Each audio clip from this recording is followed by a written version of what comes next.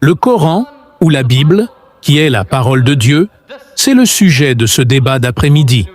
Symposium, colloquium, discussion, comme vous préférez l'exprimer. Les parleurs d'après-midi présentent avec un contraste intéressant en qualité et personnalité. À ma droite, il y a le docteur Anis Cheroche. Il a souvent été qualifié d'arabe chrétien. Le docteur Charouche est un théologien éminent, hautement qualifié, comme l'indique le titre de docteur qui précède son nom.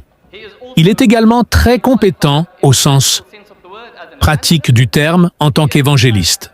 En effet, il est à la tête d'une association évangélique. Toutefois, pour garantir une attention équitable aux qualifications de chacun des orateurs, nous avons convenu que le docteur Basil Jackson présentera le docteur Anis Charouche en temps voulu. Monsieur Ahmad Deda a été qualifié d'érudit musulman de la Bible chrétienne. Il m'a indiqué qu'il ne souhaite pas une introduction longue. Cependant, en tant que président cet après-midi, je vais néanmoins prendre la liberté de dire quelques mots à son sujet. Là encore, ceci dans le but d'équilibrer l'attention portée à chacun des orateurs. Monsieur Ahmed Deda vient d'un milieu éducatif formel modeste. Il revendique uniquement une qualification scolaire de niveau 6 en Afrique du Sud. En termes anglais, cela équivaut à quelques années d'éducation au niveau du premier cycle du secondaire. Cependant, mesdames et messieurs, cela n'a pas freiné son zèle, sa ferveur et son enthousiasme pour défendre la cause islamique. Il s'est toujours préoccupé des grandes choses dans la vie. Si l'on observe cet homme, il a une stature imposante. Il s'est investi, dans les premières étapes de sa vie, en tant que vendeur. Il a vendu des meubles, conduit des camions et, plus récemment, il s'est engagé dans des débats avec des théologiens, docteurs et professeurs de théologie hautement qualifiés. Mesdames et messieurs, je crois que parmi vous se trouvent des personnes éminentes qui ont voyagé de terres lointaines pour écouter les discussions qui seront présentées par les orateurs. Vous serez les jurés. Je m'appelle Mohamed Salim Khan. Je suis avocat en Afrique du Sud et j'ai l'agréable tâche d'être président cet après-midi. En tant que président, j'occupe une position neutre. Ma tâche est de garantir le bon déroulement et l'équité de cette réunion. Il est donc nécessaire et essentiel que nous procédions tous avec le décorum requis et que nous contribuions tous au succès de ce symposium. La procédure sera brièvement la suivante. Un tirage au sort aura lieu en temps voulu pour décider lequel des orateurs commencera sa présentation. Le premier orateur parlera pendant 75 minutes, après quoi l'autre orateur, son adversaire, aura droit à une réplique de 15 minutes. Ensuite, l'autre orateur fera sa présentation pendant 75 minutes, suivi de la réplique de son adversaire pendant 15 minutes. Vous, honorables membres du public, aurez l'opportunité de poser des questions aux orateurs. La procédure que nous comptons appliquer sera la suivante. Vous devrez écrire vos questions sur des morceaux de papier, de manière aussi lisible que possible, et les remettre aux stewards qui circuleront dans les allées, à ma droite et à ma gauche. Vous pourrez les identifier par les badges rouges qu'ils porteront. Ces questions devront indiquer le nom de l'orateur à qui vous souhaitez adresser vos questions. Et je les lirai en temps voulu aux orateurs qui y répondront. Mesdames et messieurs, pour passer au cœur du sujet, je vais maintenant demander aux orateurs de venir à cette table afin que nous puissions procéder au tirage au sort et décider qui commencera la discussion. Anis Charouche, Monsieur Ahmed Dedat, veuillez-vous approcher de la table. Je vous informerai bien sûr en temps voulu du résultat de ce tirage.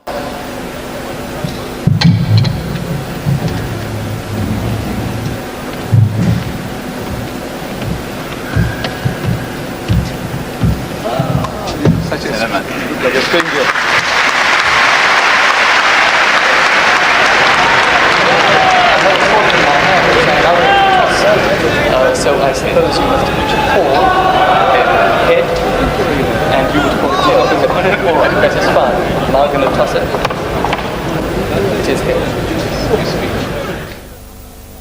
Il a été décidé que M. Ahmad Deda s'adressera à vous en premier.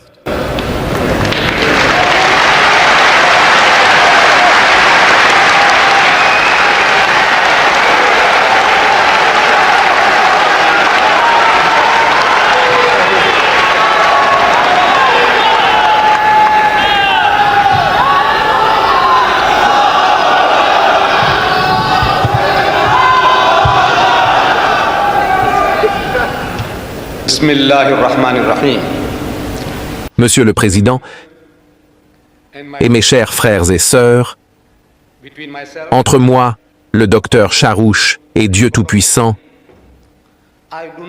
je n'ai pas besoin de prononcer un seul mot. Car dans la récitation que vous avez entendue du Saint-Coran, dans la langue maternelle du docteur Charouch, Dieu Tout-Puissant a délivré un message à lui et à sa mère, Madame Charouch Senior. Il comprend la langue et par conséquent, ce qu'il est requis du docteur Charouch de faire maintenant est de s'avancer. Il est déjà vêtu d'un habit arabe, qu'il tende la main.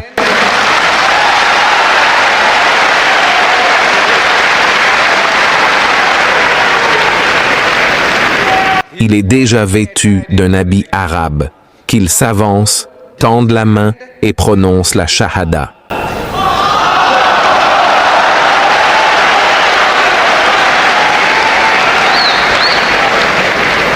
Mais pour le bénéfice de mes frères et sœurs qui n'auraient peut-être pas compris le message coranique, je le répète pour vous. Le qari a récité وَإِن كُنتُمْ فِي رَيْبٍ مِّمَّا نَزَّلْنَا عَلَى عَبْدِنَا فَأْتُوا بِسُورَةٍ مِّن مِّثْلِهِ. Ce qui signifie que si vous avez des doutes concernant la révélation donnée par Dieu Tout-Puissant à son prophète Muhammad, si vous avez des doutes, alors produisez une sourate, un chapitre semblable à celui-ci.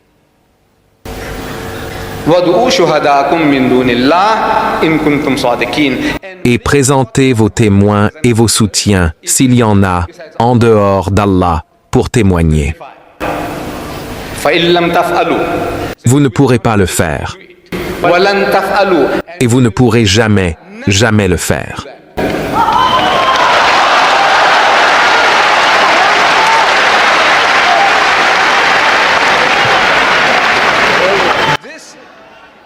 C'est un défi vieux de 1400 ans. Vous ne pourrez pas le relever et vous ne le pourrez jamais, jamais.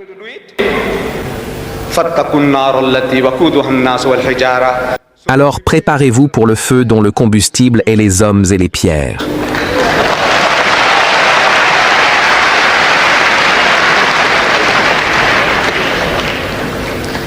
Passons maintenant au sujet.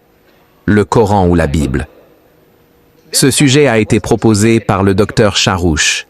Il a insisté pour que nous discutions du Coran ou de la Bible, et j'ai accédé à sa demande. Dans tout différend, l'identification des parties ou des témoins est impérative. C'est une exigence fondamentale que les témoins s'identifient eux-mêmes. Qu'il s'agisse d'un procès civil, criminel ou théologique, les témoins doivent s'identifier. Et dans ce cas, le premier témoin, selon le sujet annoncé, est le Coran. Le sujet est le Coran ou la Bible. Quel est le véritable livre de Dieu? Le Coran. Voyons ce que le Coran dit de lui-même. Vous voulez connaître le nom du livre.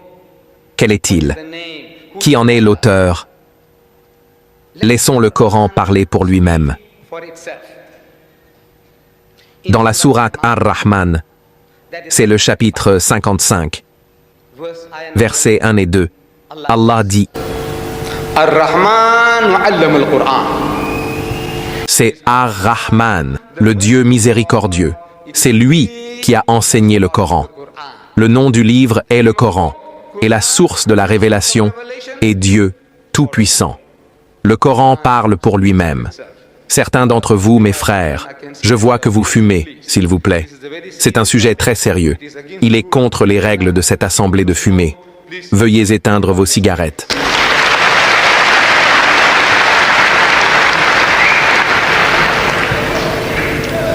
Sourate Ar-Rahman. Pour aider mes frères et sœurs à trouver cette référence dans le Coran, c'est difficile pour les non-arabophones, en particulier pour nous, les Pakistanais, les Bangladais. Pour nous, il est difficile de trouver des références comme Ar-Rahman. Où trouve-t-on Ar-Rahman dans le Coran, qui est une encyclopédie de 2000 pages? Cette édition particulière que j'ai dans la main contient 114 chapitres, sourates. Où trouverez-vous Ar-Rahman? Si vous avez une traduction comme celle-ci, celle d'Abdullah Yusuf Ali, disponible dans le hall à l'extérieur. Avec une traduction comme celle-ci, vous ouvrez l'index à l'arrière et à la lettre R, comme dans un dictionnaire, cherchez Ar-Rahman. Et il vous indiquera 55. Et 55 est facile à trouver. Une fois que vous avez trouvé 55, les versets 1 et 2, ayah numéro 1 et 2, sont faciles à trouver. Ce livre est si bon marché, c'est un mot mal choisi, je dis qu'il est si bon marché. 2000 pages, une encyclopédie de 2000 pages avec le texte arabe, la traduction anglaise et les commentaires. 2000 pages pour 5 livres. Vous, les Britanniques, apprécierez la valeur dont je parle quand j'ai dû acheter la Sainte Bible chez un grand libraire ici, Hudson's. Cette Sainte Bible m'a coûté 9,95 livres. 9 livres 95 pence, plus la TVA. Vous en obtenez 2 pour le prix d'un, et ils sont disponibles. Je ne suis pas ici pour faire des affaires, mais soit dit en passant, ils sont disponibles. Vous devez de vous en procurer. Il n'y a pas de meilleur cadeau de mariage que vous puissiez offrir, de cadeau de Noël que vous puissiez offrir, de cadeau d'anniversaire que vous puissiez offrir à votre employeur ou à votre employé, que le Coran, tout comme vous en avez besoin pour vous-même. Et encore une fois, le Coran parle de lui-même. Dans la sourate Al-Jathiyah, cherchez-la à la lettre J, Al-Jathiyah, versets numéro 1 et 2. Il dit « La révélation du livre vient d'Allah, l'exalté en puissance, plein de sagesse. » Chapitre 45, versets numéro 1 et 2. Le Coran s'identifie lui-même. Je suis le Coran, et l'auteur est Dieu Tout-Puissant. En ce qui concerne la Bible, la Sainte Bible, aucun doute là-dessus. En apparence, nous avons les mots « Sainte Bible ». Qui a mis les mots « Sainte Bible » ? Les imprimeurs. Une belle calligraphie, une magnifique calligraphie. Dans ce vaste volume décrit par le docteur Charouch lors d'une précédente réunion comme une bibliothèque de 66 livres. Il a oublié que les catholiques romains ont 73 livres. Mais entre les 73 des catholiques romains et les 66 des protestants, le mot « Bible » ne se trouve pas dans la Bible.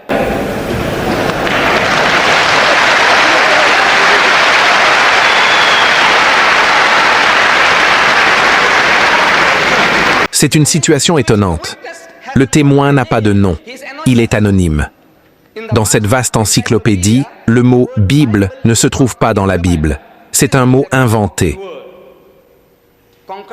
Inventé par des hommes savants, ils ont obtenu ce mot « Bible » du mot grec « biblos ».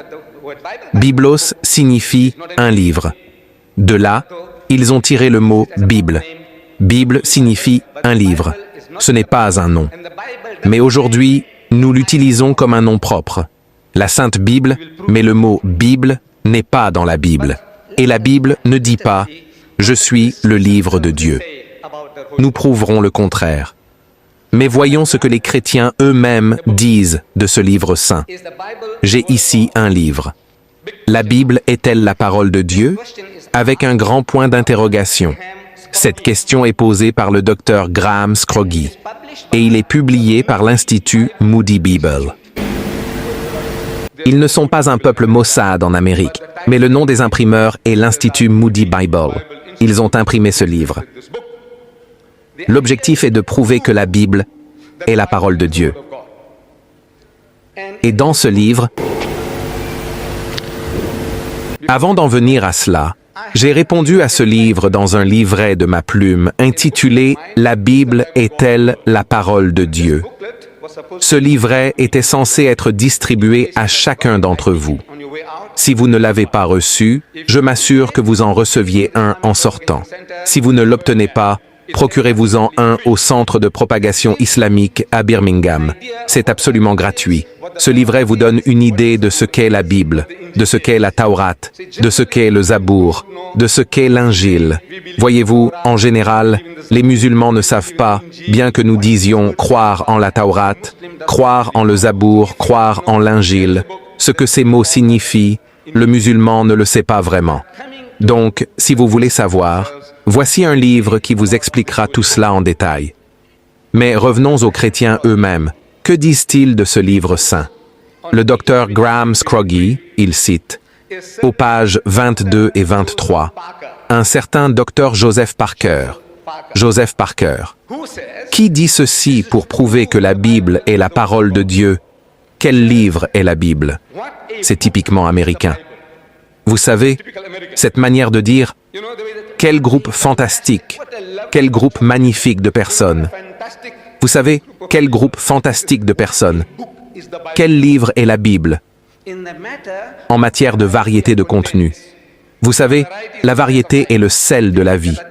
Des choses différentes, différentes, différentes, en matière de variété de contenu. Il dit que des pages entières sont remplies de noms obscurs, des noms que vous n'avez jamais entendus de votre vie et que vous ne risquez pas d'entendre à l'avenir. Des noms obscurs. Et il est dit plus sur sa généalogie que sur le jour du jugement. Les histoires sont à moitié racontées. Et la nuit tombe avant que nous puissions dire où se trouve la victoire. Il demande, où y a-t-il dans la littérature religieuse de l'homme quelque chose qui corresponde à cela, qui puisse être comparé à cela? Et nous devons admettre, nulle part. Mais cela prouve-t-il que c'est le livre de Dieu?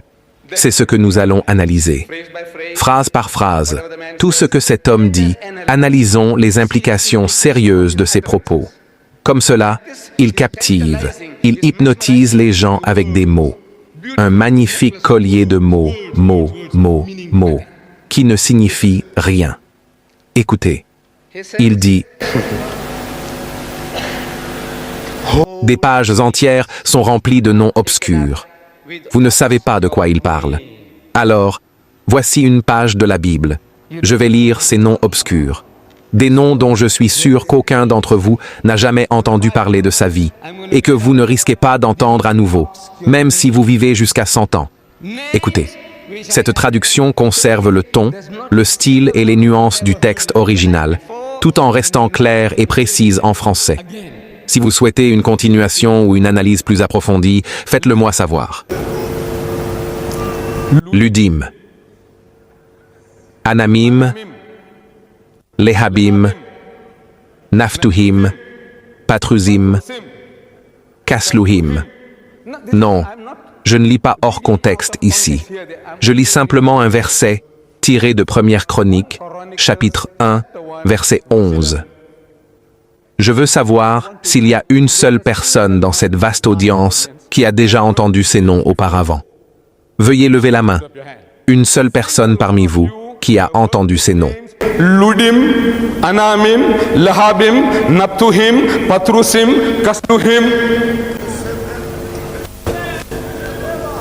Incroyable, incroyable.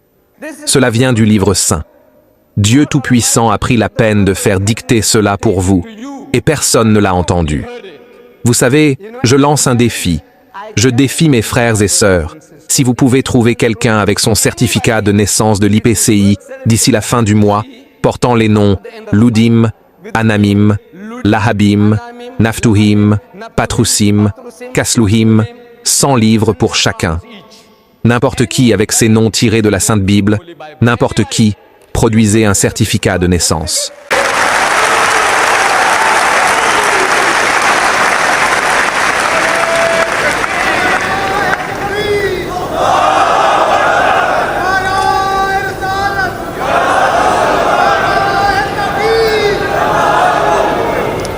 Docteur Charouch. Docteur Charouch. Avez-vous déjà entendu ces noms auparavant? Les avez-vous entendus?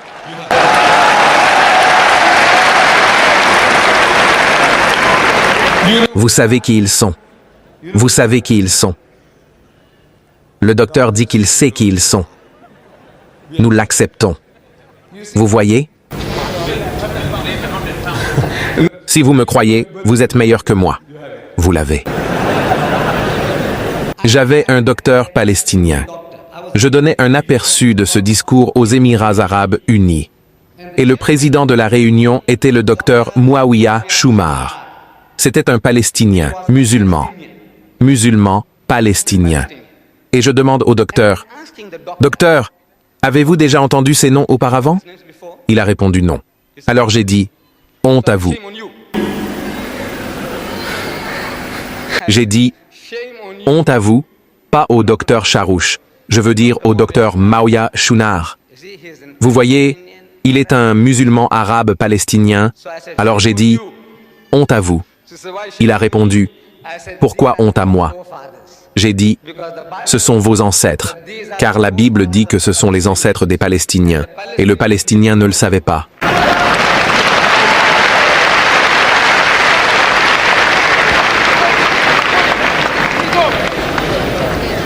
Vous savez, ces beaux noms que je vous ai lus, le docteur Charouch a publié un livre intitulé « Jésus, la prophétie ». Vous vous souvenez du livre? À la page 55, il parle des Arabes dans la prophétie. Ceci est une photocopie agrandie de son livre, dans laquelle ce tableau des nations, le docteur Charouch, nous indique les origines des nations du monde. Et il nous donne plus de 40 noms différents. Les fondateurs, les ancêtres des Allemands, des Européens de l'Ouest, des Indiens, des Iraniens, des Arabes, des Juifs, des Égyptiens, des Libyens, des Éthiopiens, et ainsi de suite. Il nous donne plus de 40 noms différents tirés de la Sainte Bible. Mais aucun de ses ancêtres n'est mentionné, pas un seul.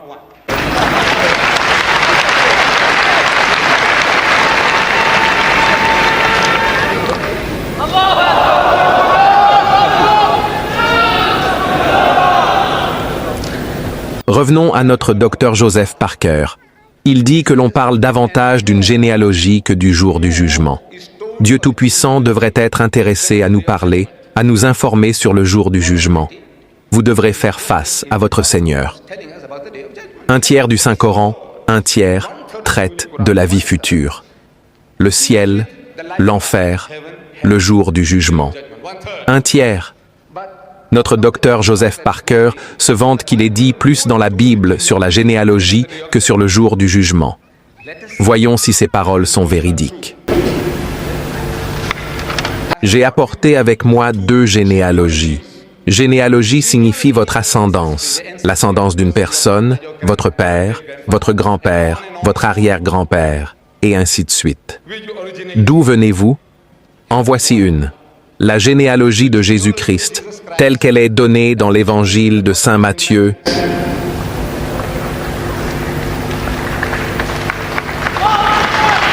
Ici, merci.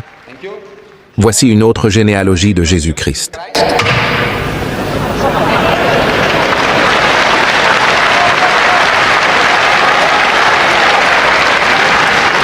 Tirée de l'évangile de Saint Luc. Entre les deux, ces 2 auteurs inspirés sous une forme inversée, vous donnent 66 pères et grands-pères à Jésus-Christ. 66. C'est une situation étonnante. Un homme qui n'a pas de père, nous croyons. Aucun musulman n'est musulman s'il conteste ce fait. Nous croyons que Jésus-Christ est né miraculeusement, sans aucune intervention masculine. Il n'avait pas de père. Son créateur était Dieu. Par son acte de volonté, Dieu a créé Jésus.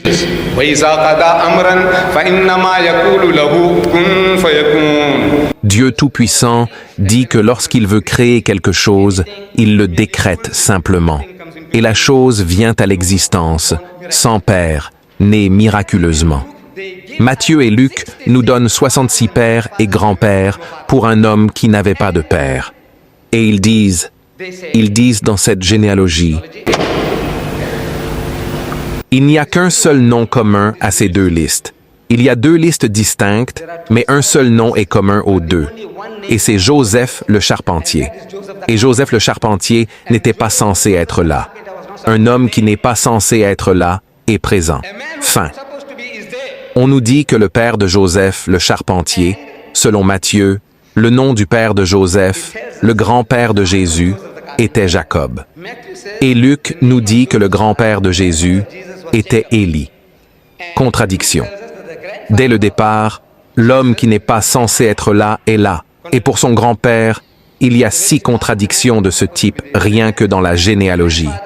Et cet homme, Luc, nous dit, il dit maintenant, Luc chapitre 3, verset 23, il dit, Jésus lui-même commença son ministère à environ 30 ans, étant, mot entre parenthèses, considéré comme le fils de Joseph, le fils d'Élie.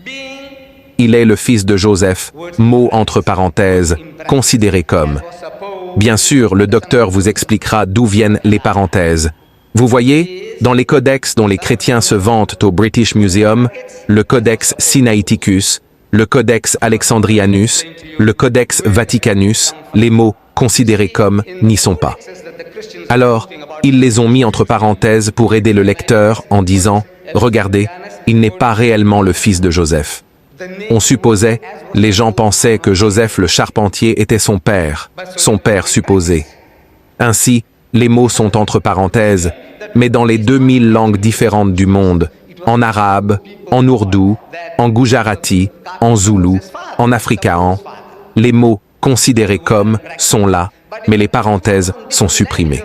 Vous voyez, il est très facile de fabriquer en christianisme la parole de Dieu. D'abord, on met les mots entre parenthèses. Dans la Bible en anglais, ils sont entre parenthèses. Mais dans toutes les autres Bibles en langue vernaculaire, les mots sont là, mais les parenthèses sont retirées.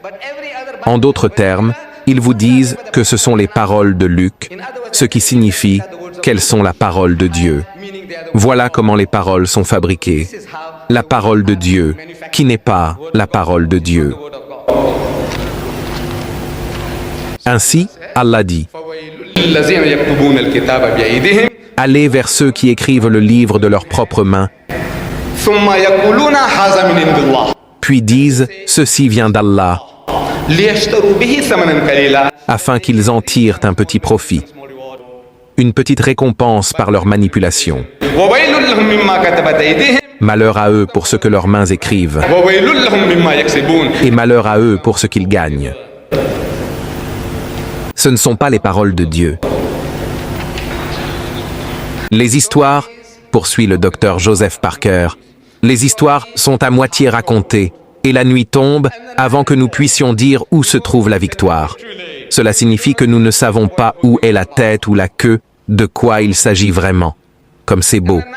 Et la nuit tombe avant que nous puissions dire où se trouve la victoire. Que s'est-il passé, mon ami? Quel a été le résultat de tout cela? Voici. Je donne un exemple. Matthieu, chapitre 27, versets 52 et 53. Il est dit, et les tombeaux s'ouvrirent. Tombeaux, cimetière, sépulture. Les tombeaux s'ouvrirent. Après la prétendue résurrection de Jésus, les tombeaux s'ouvrirent, et de nombreux corps de saints qui s'étaient endormis, qui étaient morts et enterrés, furent ressuscités. Et, sortant des tombeaux après sa résurrection, ils entrèrent dans la ville sainte de Jérusalem et apparurent à beaucoup. Des gens sortirent des tombeaux et défilèrent dans les rues de Jérusalem. Des gens dans leurs cercueils ou leurs linceuls, tous usés, réduits à des squelettes. Ils sortirent des tombeaux et marchèrent dans les rues de Jérusalem. Et que s'est-il passé? Fini, c'est tout. Fini. Point final.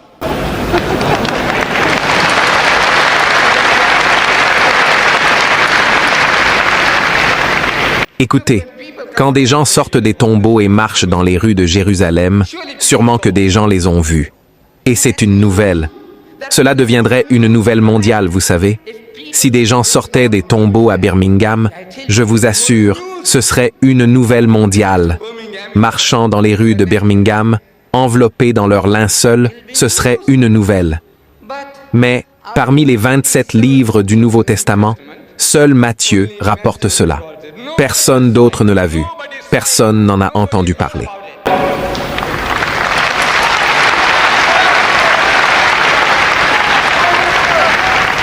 Écoutez, une fois que vous sortez de votre tombeau, auriez-vous envie d'y retourner? Que leur est-il arrivé? Où sont-ils allés? Ont-ils été transformés? Ont-ils été enlevés au ciel? Que s'est-il passé? Rien, pas un mot.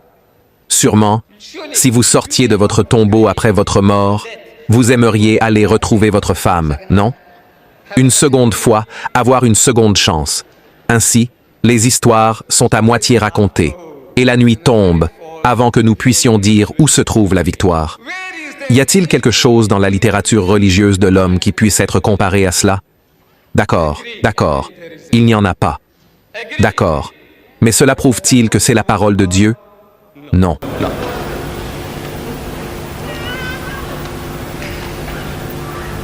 Les histoires sont à moitié racontées. Je vous lis maintenant tiré du livre des Juges, un livre de la Bible.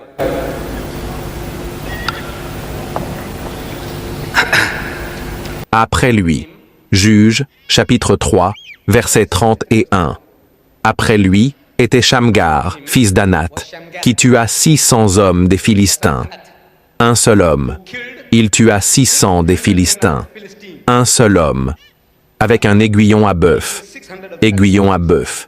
Et il délivra aussi Israël. Maintenant, cet aiguillon, je ne sais pas combien d'entre vous savent ce qu'est un aiguillon. Voyez-vous, la première fois que j'ai lu cela, en tant que jeune homme, je l'ai lu dans le livre des Actes, Actes, A-C-T-E-S. Actes, chapitre 9, versets 4 et 5, où il est dit que Paul, alors qu'il était en route vers Damas, a vu une vision de Jésus. Jésus lui apparaît et dit, « Saul, Saul, pourquoi me persécutes-tu? Pourquoi me harcèles-tu? Pourquoi me persécutes-tu? Pourquoi te rebelles-tu contre les aiguillons? » Et j'étais choqué. Quel genre de livre est-ce donc? Utiliser un langage aussi grossier et sale. Alors, jeune, je suis parti en quête, demandant aux prêtres ce que cela signifiait. Et les prêtres étaient démunis. Ils étaient démunis. Ils ne pouvaient pas m'expliquer de quoi Jésus parlait en disant « se rebeller contre les... » Je ne le répéterai pas. Maintenant, dans la Bible que le frère Charouche m'a présentée au Royal Albert Hall, cette magnifique Bible ici, c'est la 5e révision majeure. Cette Bible est la 5e révision majeure. Le frère Charouche n'a pas seulement dit que c'est vrai, 5e révision majeure. Je ne savais pas. Vous voyez, je pensais que la version King James, ou en Angleterre il l'appelle la version autorisée, était celle de 1611, qu'elle avait déjà subi 5 révisions majeures. Et il l'appelle toujours King James. C'est une anomalie. Vous voyez, à l'époque du roi Jacques, en 1611, cette Bible a été compilée. Ensuite, ils ont constaté que quelque chose n'allait pas tout à fait. Alors, ils ont effectué un changement majeur. Majeur. Vous comprenez l'anglais? Majeur, mineur. Mineur, c'est petit. Majeur, c'est grand. Ce ne sont pas des petites choses insignifiantes. Majeur. Vous voyez, c'est comme votre arrière-arrière-arrière-grand-père. Il a rédigé son dernier testament. Et votre arrière-arrière-grand-père a apporté un changement majeur à ce testament. Et votre arrière-grand-père a apporté un autre changement majeur à ce testament. Et votre grand-père a apporté un autre changement majeur à ce testament. Et votre père a apporté un autre changement majeur à ce testament. Et vous, vous avez apporté un autre changement majeur à ce testament.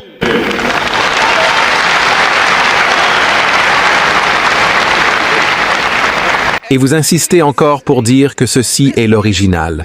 Qu'en est-il de ce testament de votre arrière-arrière-arrière-grand-père?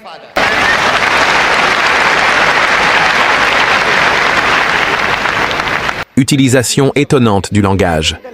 Imaginez le langage qu'ils emploient. 5 révisions majeures, des changements importants, et il continue de dire que c'est la version King James. Ainsi, dans cette révision majeure, ils ont changé le mot, ce mot offensant, par aiguillon, aiguillon. Allez demander aux Américains, qu'est-ce qu'un aiguillon? Quand vous sortirez, quand vous rencontrerez un Anglais, demandez-lui, qu'est-ce qu'un aiguillon? Et croyez-moi, il ne pourra pas vous expliquer ce qu'est un aiguillon. Alors, Oui, je vous montre ceci, ceci, ceci, ceci, ceci.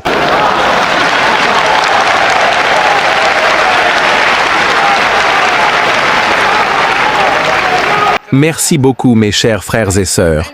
Vous voyez, pour faciliter la compréhension à mes frères et sœurs qui n'ont jamais entendu le mot original, ils n'ont jamais entendu le mot aiguillon, que ce type, Shamgar, a utilisé un aiguillon à bœuf.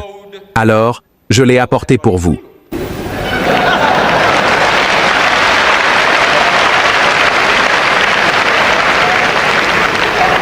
Vous voyez, un autre mot pour cela est aiguillon à bétail. Il stimule le bétail avec.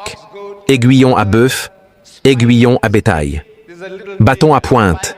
Il y a un petit clou ici. Bâton à pointe pour stimuler. Vous savez, avec ce bâton, ce jeune juif, Shamgar, a tué 600 Palestiniens avec cela.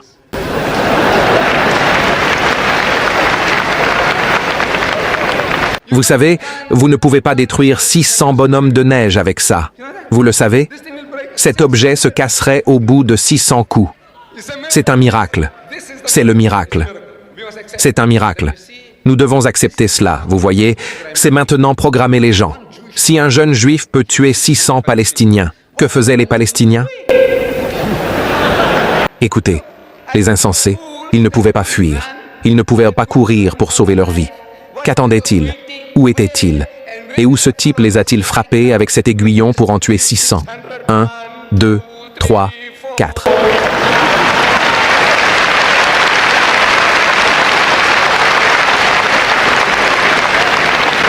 Nous avons avec nous un frère très érudit ici sur scène. Il est psychiatre, spécialisé en psychologie à Mahanostan. Il pourra vous expliquer ce qui se passe quand on fait lire aux gens des histoires de ce genre, ce qu'un certain jeune juif a fait à votre peuple.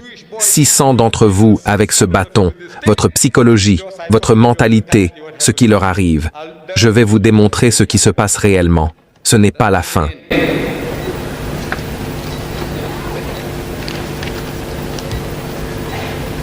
Ensuite, il nous raconte des contes de fées incroyables. Le livre.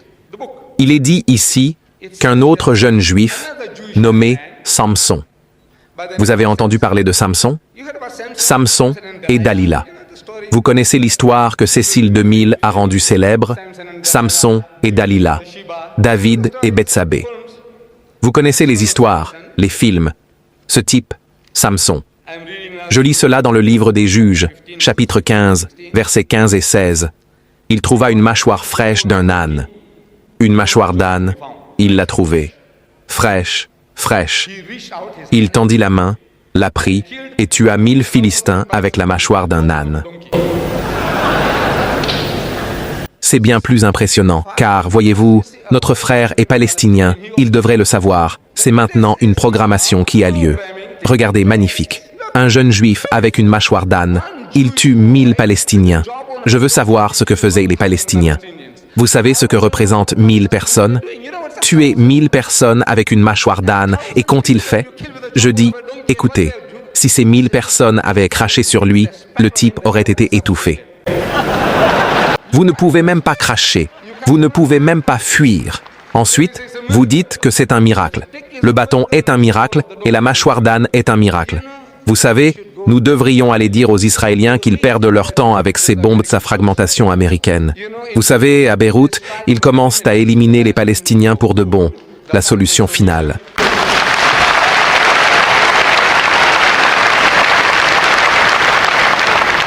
Ils cherchent une solution avec des bombes à fragmentation américaines et ils ont échoué. J'ai dit, écoutez, allez leur dire, trouvez une mâchoire d'âne et trouvez ce bâton magique. Ce bâton magique, vous ferez un travail plus propre. Et Samson, après avoir tué les 1000 Palestiniens, chante une chanson. Il dit, avec la mâchoire d'un âne, tas sur tas, avec la mâchoire d'un âne, j'ai abattu 1000 hommes. Hourra, dites hourra. Ensuite, ce livre de Dieu, entre guillemets, le livre des juges, le livre des juges, le nom d'un livre, chapitre 15, versets 4 et 5, nous dit que ce même Samson, il a des pouvoirs magiques. Il est allé capturer 300 renards. Vous savez ce qu'est un renard? Vous savez, c'est un renard, solitaire. Vous savez, attraper un poulet en plein air, attraper un poulet, attraper un mouton, attraper une chèvre. Vous savez quel calvaire c'est? Vous n'avez pas essayé. Vous les attrapez dans des enclos. Vous les avez prêts, apprêtés. Vous savez, des plumes apprêtées, on les appelle. Ce sont des bêtes non apprêtées. Et vous allez les chercher. Essayez d'attraper un poulet vivant, un mouton vivant, une chèvre vivante. Ce jeune juif, Samson, il a capturé 300 renards. Des renards en Palestine, nous en trouvons 300 renards. Allez chercher 300 renards. Et il les a capturés, et il les a attachés queue à queue, 2 par 2 à la fois, 2 par 2, 2 par 2.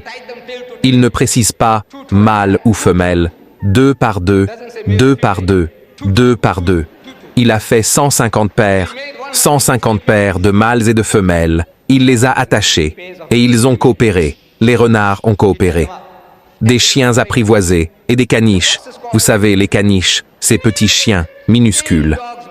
Essayez d'attacher les queues de 2 d'entre eux et voyez ce qu'ils vous feront.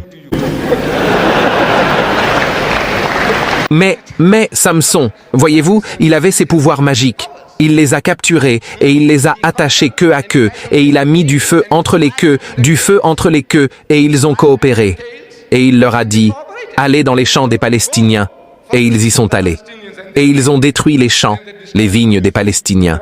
J'ai dit, vous croyez cela? Vous croyez cela? Il a répondu, oui.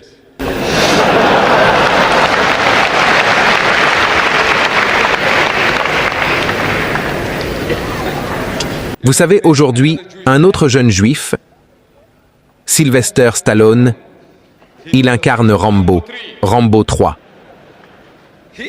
Il est Shamgar et Samson en une seule personne.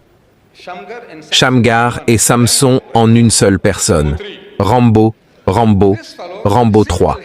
Ce type, presque à lui seul, a tué 1, 2, 3 Russes. C'est le chiffre donné. Si vous comptez dans le film, si vous avez le temps, arrêtez-le. Chaque fois qu'il tue un homme, comptez. 123. Et il a vaincu toute l'armée russe, et l'armée russe allait quitter l'Afghanistan. Samson et Shamgar en un, Rambo 3. Vous pouvez faire ça dans les films. N'importe quoi. Vous pouvez tout faire dans un film. Mais Cécile DeMille n'a pas réussi à produire ces 300 renards qui coopéreraient avec lui pour mettre du feu entre leurs queues et aller dans les champs des Philistins. Il a échoué. Il dit, c'est quelque chose qu'aucun pouvoir magique, aucune magie de la caméra ne peut accomplir. Rambo l'a fait, Samson et Shamgar l'ont fait. Vous voyez, il y a une anomalie, une torsion dans le cerveau humain, dans l'esprit humain, il y a une torsion pour tout le monde. Plus la proposition est absurde, incroyable, fantastique, inimaginable, plus la proposition est absurde, plus les superstitieux et les crédules y croient facilement. Allez-y, exagérez, mon ami. Il n'y a pas de limite à votre exagération. Exagérez. Et il y aura des gens qui voudront y croire. Ils n'oseront pas dire oui. Cela peut arriver parce que c'est dans le livre. Le résultat final, qu'est-ce que c'est? Nous y viendrons. Vous voyez, les chrétiens disent, et je m'en occuperai si j'ai le temps. Ils disent que le Coran est falsifié. Il est copié sur les Juifs et les chrétiens. Le docteur Charouch, lors du dernier débat, a dit « Permettez-moi de vous défier, 75% du magnifique Coran, dans ma merveilleuse langue arabe, provient de la Bible. Et je vous encourage à consulter la Bible pour découvrir d'où viennent ses sources. » Permettez-moi de vous défier, je cite. Il a dit « Permettez-moi de vous défier. » Je ne sais pas s'il me défiait moi, le public, ou nous tous. Il a dit, « Permettez-moi de vous défier. 75% de ce magnifique Coran dans ma merveilleuse langue arabe. » Mot pour mot, je cite. Vous pouvez obtenir cette cassette. Les cassettes sont disponibles à l'extérieur, au cas où vous douteriez de mes paroles. De ce magnifique Coran dans ma merveilleuse langue arabe provient de la Bible. Si j'ai le temps, je traiterai cela en détail. Provient de la Bible signifie copier de la Bible, plagier de la Bible, emprunter de la Bible. Alors, le Coran répond à cela. Écoutez, Dieu Tout-Puissant n'a pas besoin de mon aide. Il répond lui-même. Il dit, ou disent-ils qu'il l'a falsifié? Muhammad l'a falsifié. Allez, produisez une sourate semblable à celle-ci et appelez à l'aide qui vous voulez, n'importe qui en dehors d'Allah. En d'autres termes, le défi est de produire quelque chose de similaire. Muhammad l'a fait, il l'a copié. Allez, mon ami, avec ton érudition. Vous voyez, l'occidental avait une bonne excuse. Swaggart avait une bonne excuse. Jerry Falwell aura une bonne excuse. Billy Graham, une bonne excuse. Nous ne connaissons pas l'arabe. Nous ne connaissons pas l'arabe. Nous ne connaissons pas l'arabe. Frère Charouch.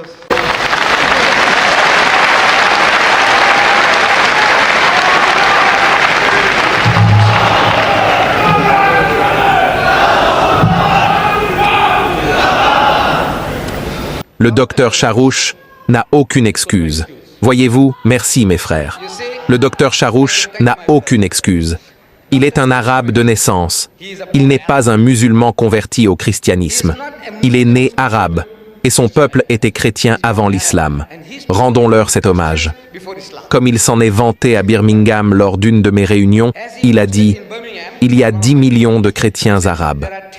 10 millions, peut-être plus maintenant. 14 millions.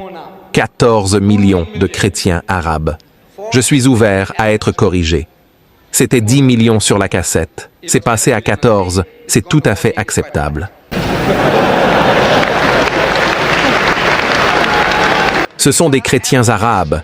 L'arabe est leur langue maternelle, pas la langue des mères. Les mères ont la langue dans leur bouche. Écoutez, c'est sa langue maternelle. Ça lui vient naturellement.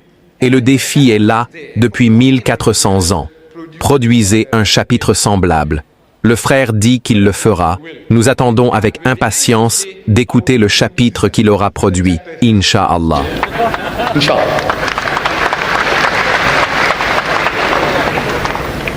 1400 ans, ils ont échoué. Le docteur Charouch y est parvenu et nous attendons avec enthousiasme sa production.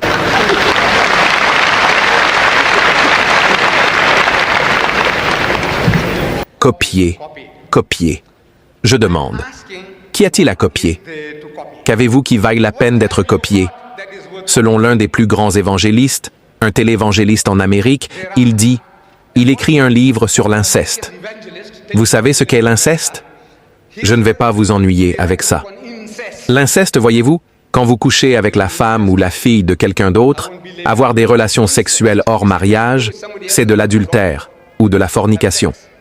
Mais quand vous couchez avec votre propre mère, votre propre fille, votre propre sœur, votre propre belle-fille, cela s'appelle l'inceste.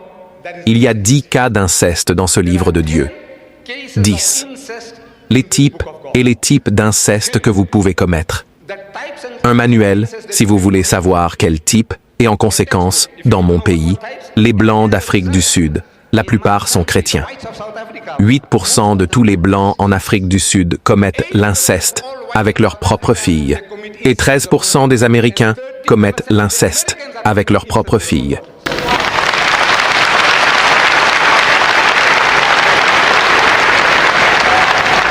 Notre frère, je n'ai pas retenu son nom, mais c'est un psychiatre. Il pourra confirmer. Le docteur Vernon Jones, un psychologue de grande renommée, a mené des expériences sur des groupes d'écoliers à qui certaines histoires étaient lues. Et il a dit que ces histoires peuvent entraîner de légers mais permanents changements dans le caractère. Le type d'histoire que vous lisez façonnera le type de mentalité que vous aurez. Si vous lisez des choses médiocres, votre esprit deviendra médiocre. Si vous mangez de la nourriture médiocre, votre corps deviendra médiocre.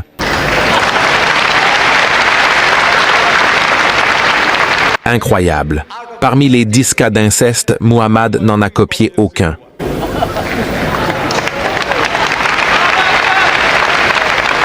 Ensuite, vous lisez « viol ».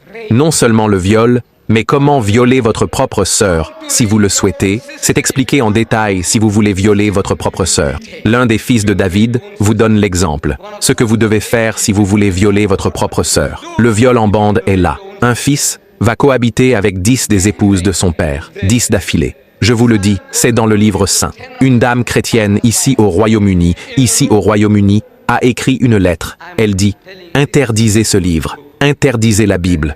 Ce qu'elle contient, interdisez-la. Mais bien sûr, c'est votre salut. » Cette traduction conserve le ton, le style et les nuances du texte original, tout en restant claire et précise en français. Si vous souhaitez une continuation ou une analyse plus approfondie, faites-le moi savoir.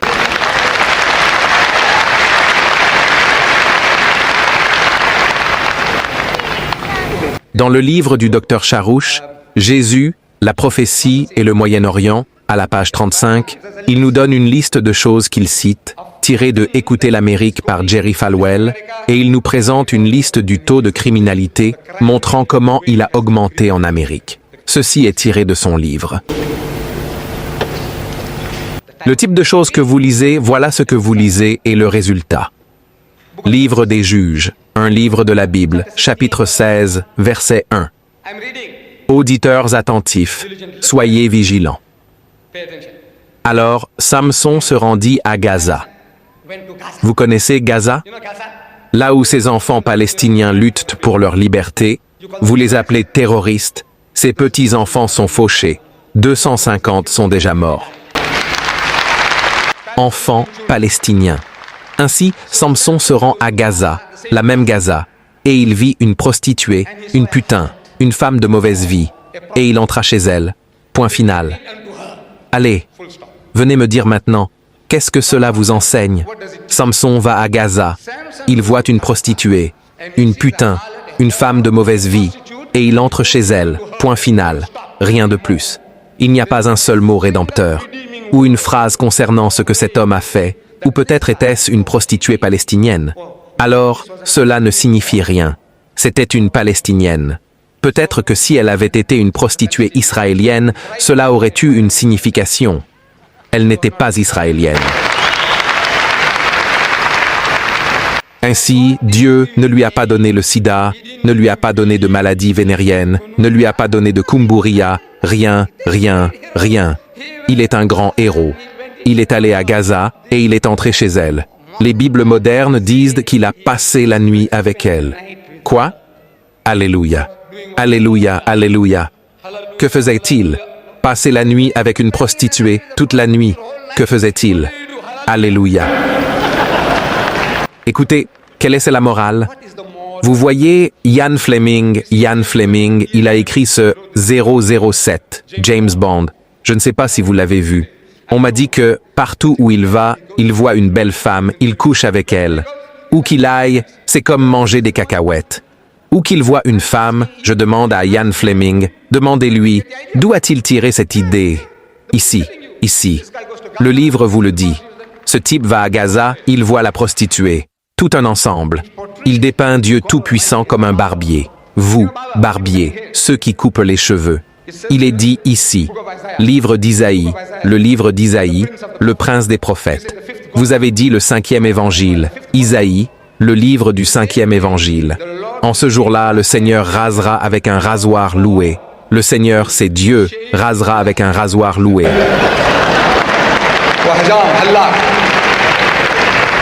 Le rasoir loué, il n'y avait pas de rasoir de sûreté à l'époque. Rasoir loué, ceux qu'on appelle des coupe-gorge. Avec ceux d'au-delà du fleuve, avec le roi d'Assyrie, la tête et le poil des jambes, il rasera votre tête et le poil de vos jambes. Il ne dit pas jusqu'à quelle hauteur. Vous savez, raser. Il a dit, ne connaissez-vous pas l'épilation ouverte? Ou quoi? Qu'est-ce que cela signifie?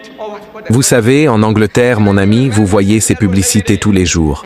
Dieu Tout-Puissant, il prend ceci et il va raser les poils des jambes des gens. Que cherchez-vous à faire à Dieu, Yahi?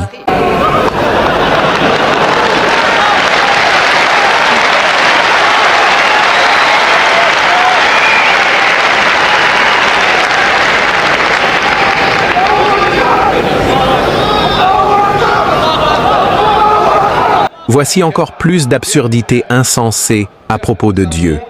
Il est dit ici, je lis dans 2 Samuel, chapitre 22, versets 9 à 11. Il est dit, de la fumée sortait de ses narines, les narines d'Allah. Vous savez, les gens apprennent à fumer et à faire sortir la fumée par le nez. D'où vient cette idée? De la fumée sortait de ses narines. Vous voyez, vous fumez. Et un feu dévorant sortait de sa bouche, comme un dragon. Des lance-flammes. Vous connaissez les lance-flammes. D'où ont-ils tiré l'idée des lance-flammes? Et un feu dévorant sortait de sa bouche, des charbons s'embrasèrent par lui. Verset 11. Il était monté sur un chérubin. Il était monté, Allah. Il chevauche un chérubin. Et il volait. Dieu Tout-Puissant vole sur un chérubin. Savez-vous ce qu'est un chérubin? Non. Voyez-vous, je suis allé à Saint-Pierre de Rome. Le frère Charouch y est aussi allé, j'en suis sûr. Il a parlé de Saint-Pierre dans son livre, donc il a dû aller à Saint-Pierre de Rome. C'est une immense, immense église. Saint-Pierre de Rome, au Vatican. À l'intérieur du Vatican. À l'intérieur, voyez-vous, je ne sais pas, les jeunes qui étaient avec moi, ils m'ont fait me tenir contre le mur et ils ont pris des photos. Et la photo montrait ces chérubins.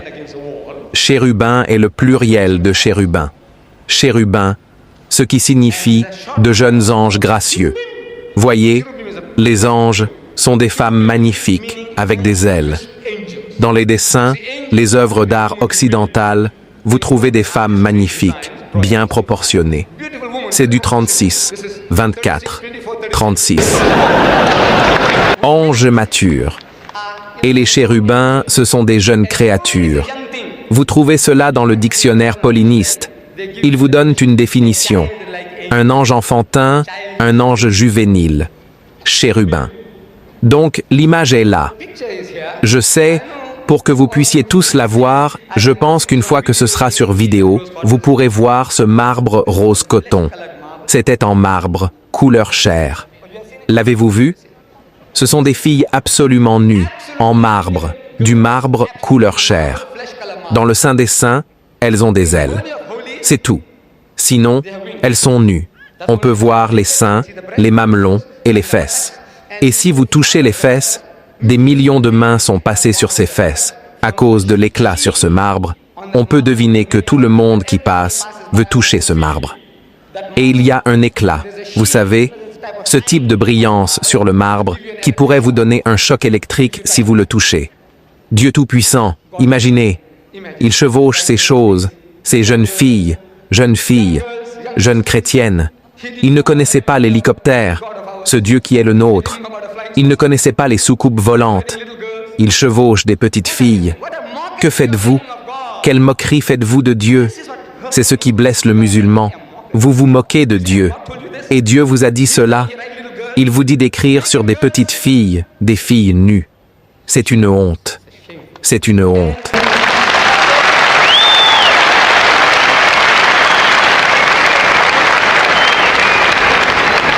Et le chrétien arabe a l'audace, chrétien arabe, Ishaq Ibrahim. Il a écrit un livre intitulé « Or noir et guerre sainte ». Il explique aux Américains comment mieux s'y prendre pour resserrer l'étau sur les Arabes. C'est un Arabe. C'est un Arabe. Son nom est Ishaq Ibrahim. Et dans ce livre, il donne des idées aux Américains et aux nations occidentales sur la manière de resserrer l'étau sur les Arabes. Mais, soit dit en passant, il décrit dans le livre Allah Bani Talaq, Dieu Tout-Puissant. Il décrit Allah. Cet arabe chrétien décrit Allah à cause des idées qu'il a tirées de son livre. Il dit, je lis à la page 70, la vision musulmane de Dieu et celle d'un chérubin âgé. Vous êtes âgé. mais un Dieu semblable à un petit bébé. Allah. C'est ce que Cherubit. D'où a-t-il tiré cela? Il l'a tiré de la Sainte Bible. Vous savez, Dieu Tout-Puissant, dans ce livre, s'il s'agit du livre de Dieu, semble avoir un privilège spécial, une partialité préférentielle pour les Philistins. Il leur accorde une place spéciale dans son livre, cette Bible. Les Philistins peuvent être utilisés, non pas comme chair à canon, mais pour leur prépuce. En avez-vous entendu parler? Je vous le lis. 1er Samuel, livre de Samuel, chapitre 18, verset 27. Il est dit ici: c'est pourquoi David se leva et partit, lui et ses hommes, David, et tua 200 Philistins. Et David apporta leur prépuce. Vous savez, quand on fait la khatna, la circoncision, cette peau que vous jetez, elle est très précieuse. Ne la jetez pas. Elle pourrait servir de monnaie. Quand vous retournerez en Israël un jour, quand vous conquérirez ce pays, elle pourrait servir de monnaie. La même monnaie que David a utilisée. Écoutez.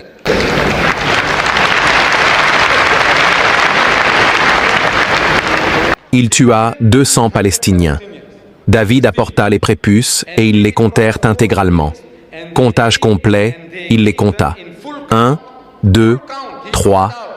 Vous savez, comme une livre, 2 livres, 3 livres. Il compta 200 en espèces, des prépuces, pour obtenir une épouse, une princesse.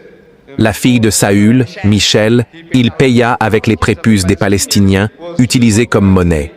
C'est une monnaie bon marché, 200, vous comptez le montant.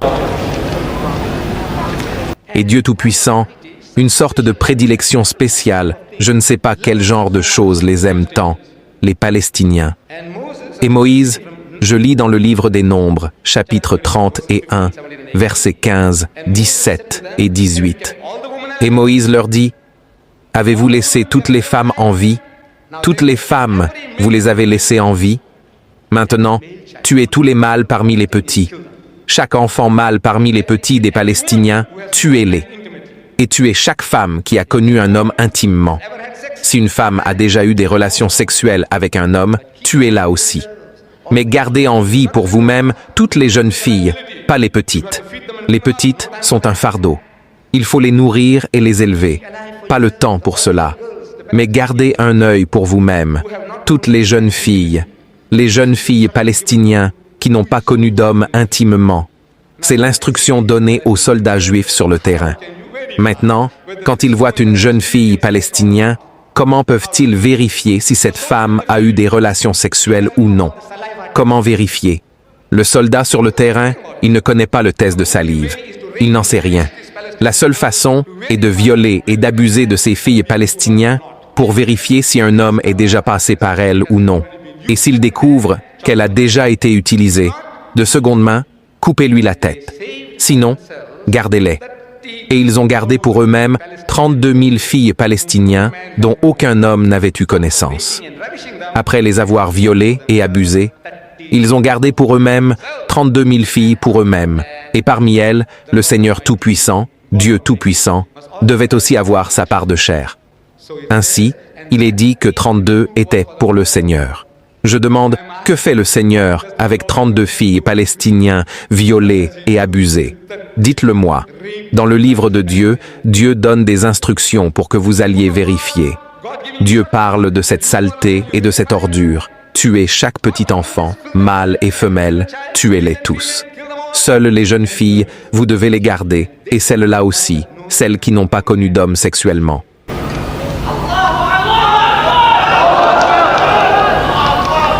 Si vous y croyez, je demande à mon cher frère, croyez-vous ce folklore juif?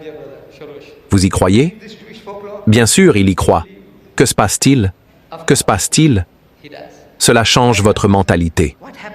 Ainsi, il écrit dans son livre « Jésus, la prophétie et le Moyen-Orient », page 80. C'est une chose étrange pour lui, que les Arabes se battent pour la Palestine. C'est une chose étrange. Il dit, je le cite, permettez-moi de citer, que les Arabes contrôlent 3 millions de miles carrés de terre mais ne peuvent pas permettre à Israël, leur cousin, demander aux Juifs, s'ils vous considèrent comme son cousin, leur cousin, d'avoir 10 000 miles carrés, c'est tout. Seulement 10 000 miles carrés. Le lopin de terre hollywoodien, la Palestine, a en réalité été entre les mains du peuple arabe plus longtemps qu'elle n'a été contrôlée par les descendants de Jacob. Pourtant, Dieu l'a promise à ce Juif. Il croit que Dieu l'a promise aux Juifs. Et il dit ici, pas 10 000. Maintenant il dit, page 61 du même livre, il dit, en fait, selon Genèse 15, 18 et Jérémie 23, 7 et 8, la promesse couvrira finalement 180 000 miles carrés. Du fleuve Nil à l'Euphrate, il est prêt à leur donner, il le leur a donné. Qu'est-ce qui a fait ça? Ce bâton de Shamgar et la mâchoire d'âne de Samson ont fait le travail. Voyez, la psychologie, ça fonctionne.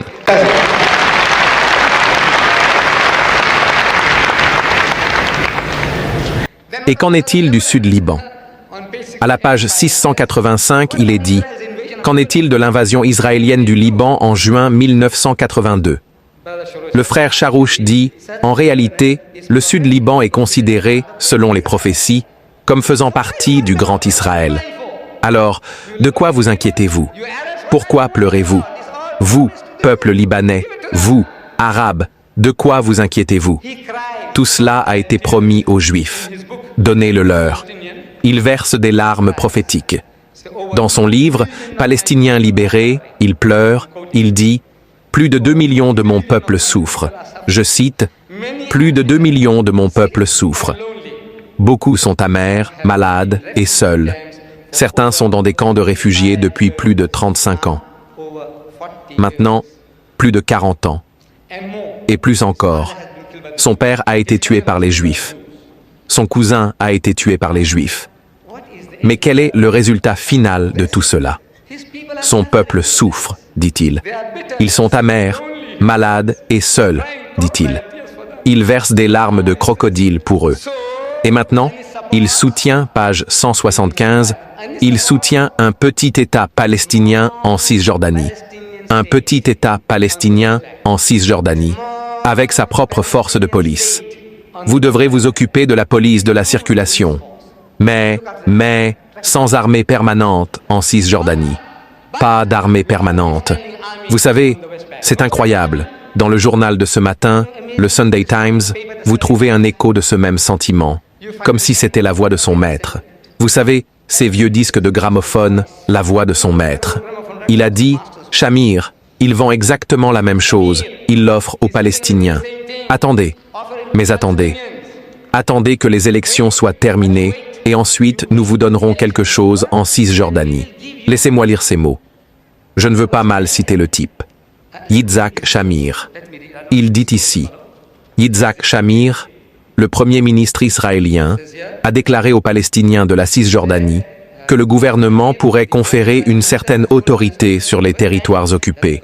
Territoires occupés, mais seulement après les élections israéliennes plus tard cette année.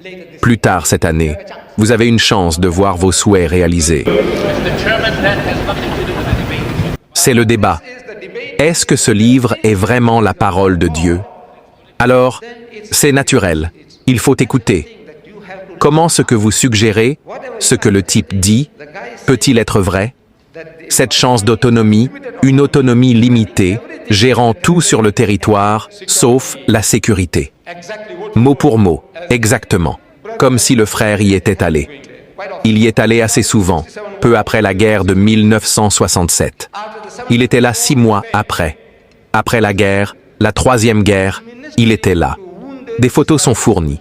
Il s'occupe des soldats israéliens blessés. Magnifique, magnifique. Il s'occupe des soldats israéliens blessés. Dans plus de 30 photos dans Palestiniens libérés, il n'y a pas un seul réfugié palestinien dans le livre. Aucune photo. Mais des soldats israéliens. En moyenne, 2 pèlerinages. Il conduit des gens d'Amérique en pèlerinage en Palestine, 2 par an, en moyenne 2 chaque année. Qu'est-ce qui explique cela? C'est la croyance.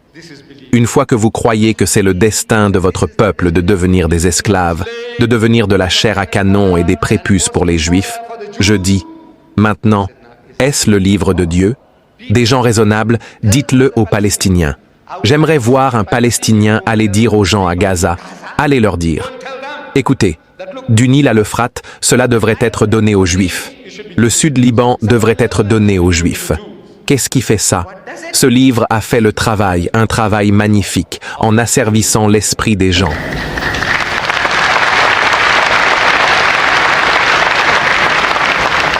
Maintenant, le Coran nous donne un critère. Comment savoir si un livre vient de Dieu ou non? Il nous donne un critère. Sourate An-Nisa, chapitre 4, verset 82, il est dit « Afala yatadabbarun al-Qur'an » Ne réfléchissent-ils pas soigneusement au Coran? Ne voyez-vous pas? « Walau kana min indi ghayri Allah » S'il provenait de quelqu'un d'autre qu'Allah, « La wajadu fahi ikhtilafan katharan » Ils y auraient trouvé de nombreuses contradictions. Vous y auriez trouvé de nombreuses divergences, des contradictions. C'est un critère que nous devons appliquer à tout livre. Prétendant venir de Dieu, vérifiez s'il est cohérent avec lui-même ou s'il est rempli de contradictions. Je ne vous donnerai qu'un exemple, et je lis dans le Nouveau Testament.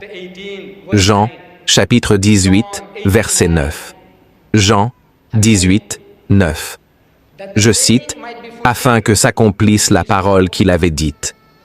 Afin que s'accomplisse la parole qu'il avait dite, de ceux que tu m'as donnés, je n'en ai perdu aucun. » Fin des guillemets.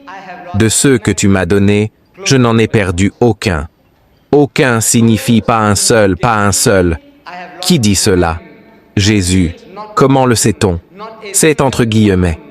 Demandez à n'importe quel prédicateur chrétien et il vous dira que ce sont les paroles de Jésus. Et dans la Bible qui m'a été donnée, frère Charouche, merci beaucoup. C'est ce qu'on appelle une Bible à lettres rouges.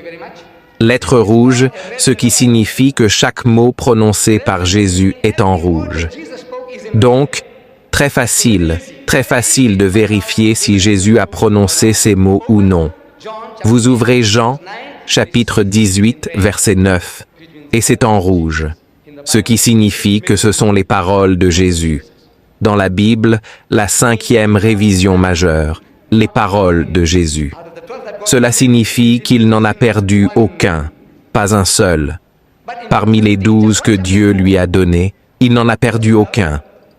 Mais dans Jean 17, juste un chapitre avant, verset 12, Jésus dit « Lorsque j'étais avec eux dans le monde, je les gardais en ton nom. Ceux que tu m'as donnés, je les ai gardés, et aucun d'eux n'est perdu, sauf le fils de la perdition, sauf un. Sauf un. Judas est mis à part. » Au chapitre 18, il dit qu'il n'en a perdu aucun. Au chapitre 17, il dit qu'il en a perdu un. Qu'a-t-il dit? A-t-il dit un ou a-t-il dit aucun? Une différence colossale. Une contradiction. Un ou aucun. Cela ne signifie pas la même chose, n'est-ce pas? Un et aucun. À la fin, cela devient aucun, mais il y a un monde de différence entre les deux. Ainsi, les érudits de la chrétienté, très ingénieux. Dans ce livre, les mots qui sont en rouge, j'ai une autre Bible, une autre version King James, la 6e révision majeure. Une autre ici, également en lettres rouges, imprimée par la même presse Nelson, les mêmes imprimeurs. Bible en lettres rouges, vous l'ouvrez, chapitre 18, verset 9, c'est en noir. C'est en noir. Que s'est-il passé? Regardez, ils l'ont changé. Du rouge au noir. Parce qu'ils ont vu que c'était une contradiction. Alors, ils corrigent, je dis non, mais c'est toujours entre guillemets. Qui a prononcé ces mots? Donc, je dis non. Vous voyez, la différence n'est que d'un. J'ai dit, dans un tribunal, si vous témoignez comme ça, vous dites à une occasion un, à une autre occasion vous dites aucun. Vous pouvez être accusé de parjure, de faux témoignages, vous le savez? Alors, maintenant, Jésus est sur le banc des accusés. Soit vous mettez Jésus sur le banc, demandez-lui, avez-vous dit un ou aucun?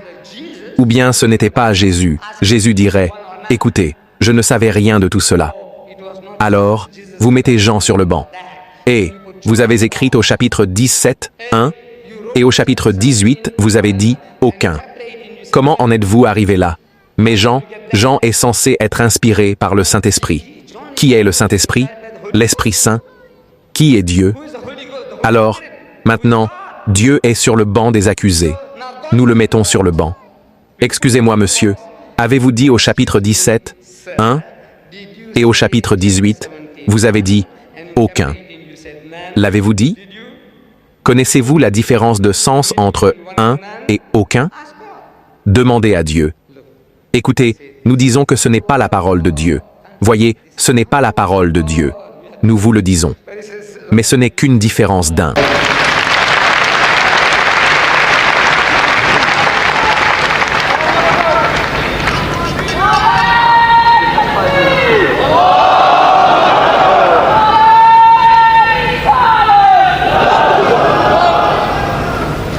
Vous voyez, le temps passe très vite. Le Coran nous donne un contrôle de qualité. Il dit que le Coran est là pour confirmer ce qui est juste, ce qui est vrai dans la révélation précédente, et wa muhaiminan alayhi, il est un gardien, une protection de la révélation précédente. Maintenant, voyons ce qu'il fait. Vous voyez, dans le livre, la Bible, dans le livre de l'Exode, on nous dit que Moïse veut voir Dieu. Et Dieu lui dit, « Aucun homme ne peut me voir et vivre. » Mais il insiste, il dit, « Écoute, ô Seigneur, je t'aime, je dois te voir. Alors, je vais te faire une faveur, je vais te placer entre deux rochers. » Et il met sa main dans l'ouverture, la main de Dieu. Il la place dans l'ouverture. Puis il tourne le dos et retire sa main. Ainsi, Moïse a vu le dos de Dieu.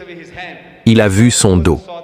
Il dit, « Parce que mon visage ne peut être vu, tu ne dois pas voir mon visage. » Mais le même livre nous dit que Jacob a vu le visage de Dieu. Genèse, chapitre 32, verset 30, il est dit, « Jacob nomma ce lieu Péniel, car j'ai vu Dieu face à face. » Puis, dans Exode, chapitre 33, verset 11, le même livre où Dieu dit qu'aucun homme ne peut me voir et vivre. Maintenant il est dit, ainsi, le Seigneur parlait à Moïse face à face, comme un homme parle à son ami sans montrer son dos. Maintenant, nous voulons savoir quelle est la parole de Dieu. Moïse l'a-t-il vu ou n'a-t-il vu que son dos? Qu'en est-il? Pourquoi Dieu ne montrerait-il pas son visage? Le visage humain. Oubliez un instant. Oubliez maintenant si c'est le livre de Dieu ou non. Oubliez cela. Juste au niveau humain, au même niveau de sobriété. Dieu dit dans le Saint-Coran, dans la Bible, on nous dit que Dieu a créé les cieux et la terre en 6 jours.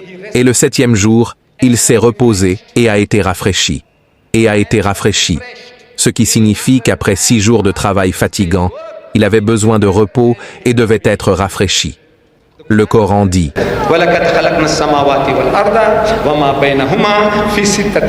nous avons créé les cieux et la terre et tout ce qui se trouve entre eux en 6 jours. Et nous n'avons ressenti aucune lassitude, aucune fatigue, aucun épuisement dans notre création. Maintenant, faites votre choix.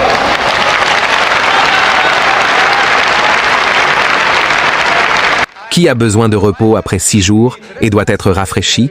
Ou celui qui dit qu'il ne ressent aucune fatigue en créant sa création? Ensuite, le docteur a beaucoup insisté lors du dernier débat sur le fait que Dieu mange.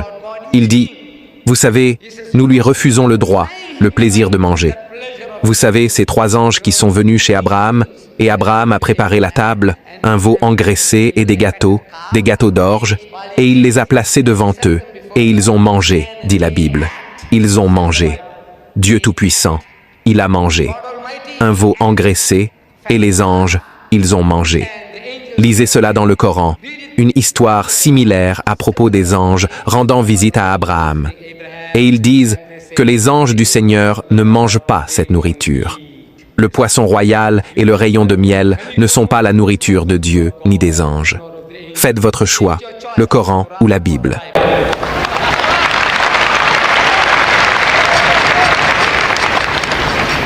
Dieu n'est pas omnipotent. c'est le dernier point. Mais en les regardant, Jésus dit, Marc chapitre 10, verset 27, « Aux hommes, cela est impossible, mais pas à Dieu, car à Dieu tout est possible. » Nous l'acceptons. Avec Dieu, tout est possible. Mais dans le livre de la Genèse, chapitre 1, verset 19, je termine avec ceci. Il est dit, « Ainsi, le Seigneur était avec Juda, Dieu Tout-Puissant était avec Juda, et ils chassèrent les habitants des montagnes. » Juda et Dieu, ensemble, ils chassèrent les habitants des montagnes, mais ils ne purent pas chasser les habitants des plaines, car ceux-ci avaient des chars de fer, les chars, les voitures blindées de l'époque. Ainsi, Dieu Tout-Puissant n'a pas pu l'emporter. Le Coran dit, « Il est l'auteur de tout ce qu'il veut. Faites votre choix, le Coran ou la Bible. »